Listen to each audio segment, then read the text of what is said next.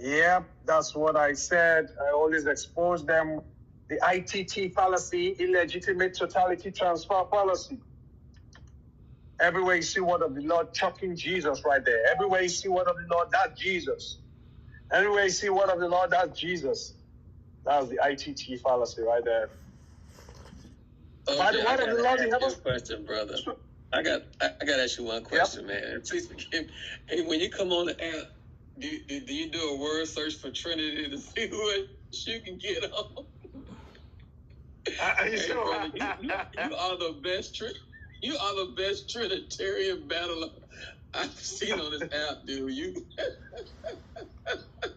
Yeah, I don't know. I don't know. It's just something in me that I hate that doctrine with a passion. I can tell, bro. That's why I love you. Yeah, I love your passion. It's not just it's for me. It's not just an error. You see, that's the thing. If you understand it, that the way I go, it's not just an error for me. Like, there are certain things that could be like errors, and we all. But I perceive something actually like satanic in the doctrine itself, because it's crafted to diminish the one true God, the Father. If you really see the trial, Rodney caught it the other day, and it's built to now replace him with this abstract divine essence. That's why you see Christians always say, "Well, we say they are one God, the essence, because they are one essence." But when you ask them, "Well, who are you identifying as the God? Is it the person or the essence?" You see the whole thing. So once I believe that God opened my eyes to see what the devil had done, then man, I became like a madman. I just hated that doctrine, because it's not just an error. They refer to this abstract essence as the one God. This essence exists as three distinct persons, but at the same time, each of these three distinct persons is God. You understand? It's terrible. It's just horrible. Yeah. OJ, so yes, I had asked you in the past. You probably don't remember, and I didn't put stress on you because I know you have your own life and you have things that you're worrying about. I think out of everybody that debate Trinitarians, actually you and Ramon I've seen, but especially you, ask the Trinitarians the most difficult questions.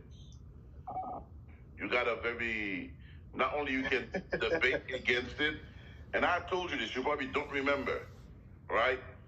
And if that goes for Ramon too, because I have about 60 questions that I've came up with to ask Trinitarians, like hard questions to ask Trinitarians. And from what I've heard you guys brought forth, but I would really appreciate it, especially on this whole thing of essence and nature and self. That's if you want to, I would appreciate it if you can come up with these questions. And I think that would benefit you as well. Because I think you should write a book on the topic. If you can come up with some questions for me and then forward them to me so I can use myself and put them on my notes. I'll be happy to do that. Don't worry. I'll be happy. Right. I'll be happy. I'll really be happy to do so. I mean, like in the other room where you see, they're just very simple things you can see. In the other room that was open, that the doctrine of the Trinity, contradicts the law of identity. Okay, if you ask them, who is the one God of Israel? Is that the triune God? They say yes. Okay. Is the Father the one God of Israel? And they say yes. Okay. Is the Father the triune God? That's where you see the chaos right there. They say no. You see the whole thing right there? See what they've just proven to you? You said the one God is identical to the Trinity. And the one God is also identical to the Father, but the Father is not identical to the triune God. But you say, yes, they have one essence. You see, it's the whole game. There's just so much confusion and contradictions you could bring out. Man, and that's why I told. If you could put that on paper for me, man, I would really, truly appreciate that. No problem. When I'm settled, I'll do that. That's why I said, Stone, if you do ask Trinitarians the right questions, like if you know the doctrine and ask them the right questions, I call them, they must fulfill at least one of these 5 C's.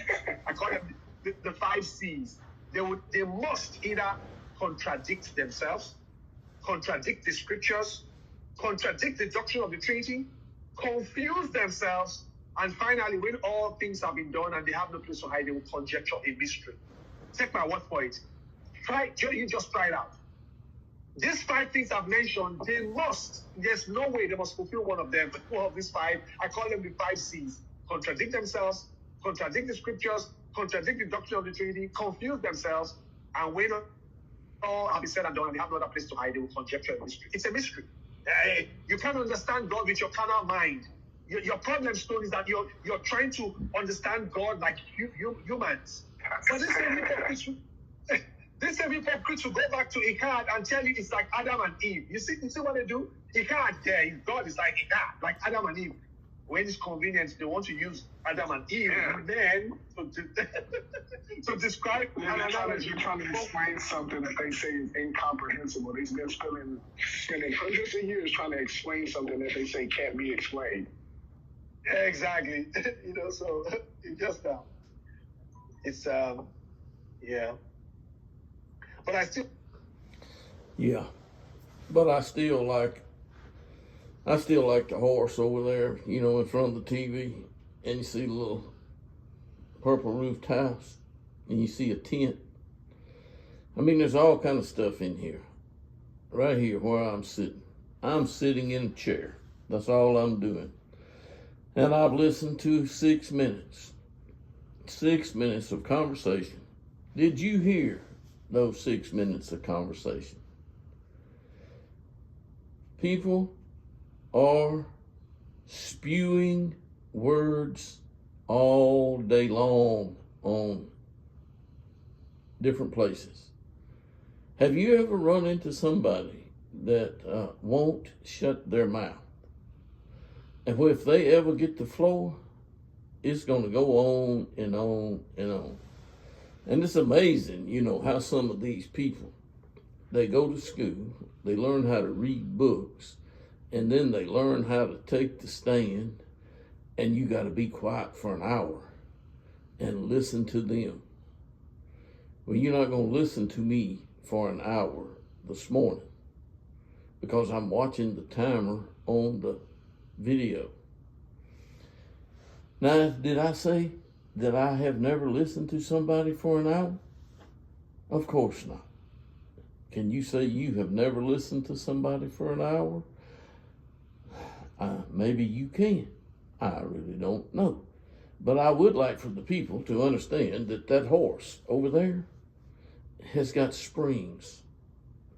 And if the baby gets on the horse, that the baby can ride the horse. Now, what baby? The baby. Do you hear that noise?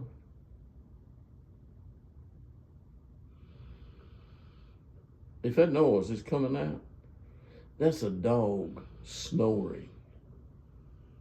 That's what you can hear right there.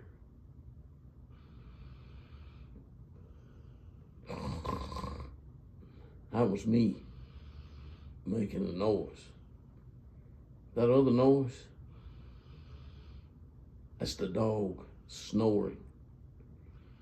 Now, whether you can hear that, I'll have to do this on the replay to see about that.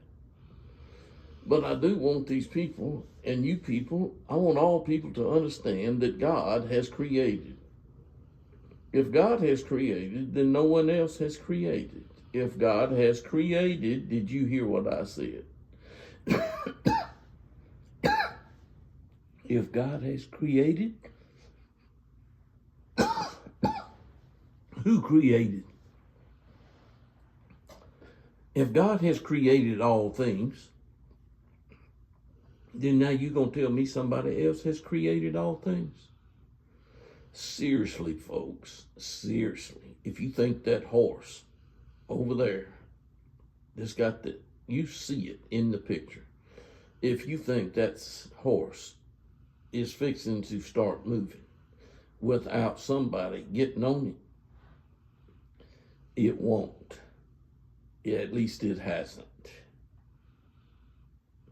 It might, but I doubt it. What do you think about that? Do you think at all